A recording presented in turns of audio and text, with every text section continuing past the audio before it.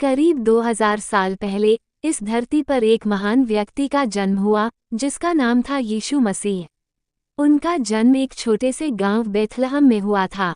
उनके माता का नाम मरियम और पालक पिता का नाम यूसुफ था।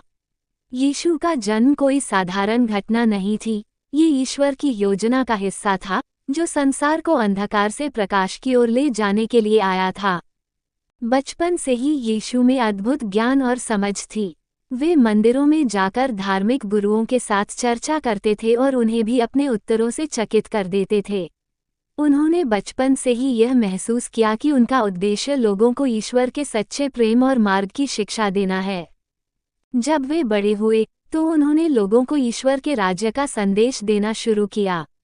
वे प्रेम, दया और करुणा का प्रचार करते थे। उन्होंने जरूरतमंदों की मदद की, बीमारों को चंगा किया और उन लोगों को आशा दी जो हताश और निराश थे। उनका हर एक शब्द और कार्य लोगों के दिलों को छू जाता था। यीशु ने अपने जीवन में कई चमत्कार भी किए। उन्होंने अंधों को दृष्टि दी, लंगड़ों को चलने की शक्ति दी और यहाँ तक कि मृतकों को भी जीवित कर दिया।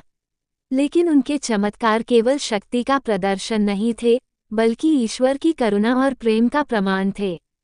परंतु सभी लोग उनकी शिक्षाओं को समझ नहीं पाए।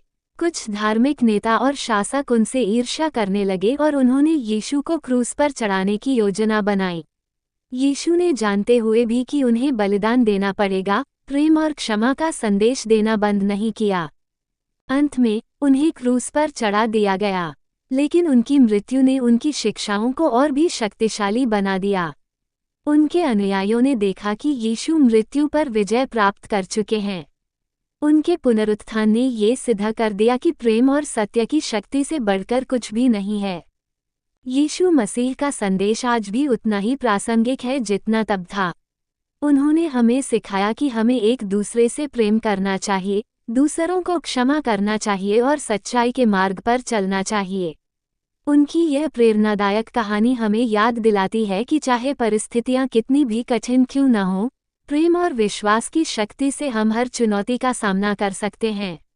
आशा करता हूं कि यह कहानी आपके हृदय को छू गई होगी और आपको सच्चे प्रेम और करुणा की राह दिखाने में मदद करेगी।